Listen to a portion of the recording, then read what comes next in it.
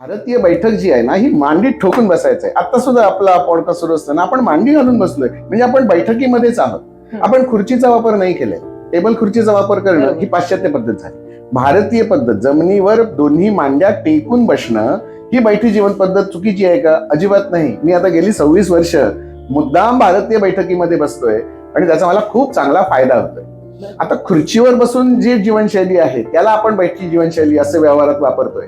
तर खुर्चीवर बसून तुम्ही तुमचे दोन्ही पाय असे आखडून बसताय, तुमचे दोन्ही हात आखडून बसताय, तुमच्या लॅपटॉपवरच्या कीपॅडवरच तुमची बोटं फिरतायत, तुमची मान देखील अशी आहे. याला जीवन पद्धत म्हणणं आणि ती काय म्हणू आपण संकुचित पद्धतीची बैठक होती तुमची. म्हणजे बैठी म्हणण्यापेक्षा संकुचित बैठक जी झालेली आहे आमची, इथे प्रॉब्लेम आहे. जेव्हा तुम्ही पाय असे, मला कधी वाटलं पाय सरळ सोडून बसायचं, सरळ सोडता आलं. पूर्वी भारतीय जीवन पद्धतीमध्ये आहार जो होता हा बसूनच करायला सांगितलेला. आज एक तर सगळे IT वाले ते खुर्चीत बसून त्या व्हीलचेअर म्हणजे डुलणाऱ्या फिरणाऱ्या चक्री खुर्चीमध्ये बसून ते काम करतायत आणि घरातल्या येणाऱ्या सगळ्या बायका ज्या आहेत त्या उभ्याने जेवण करतायत. सगळ्यांच्या घरात आज किचन कट्टा आलेला आहे.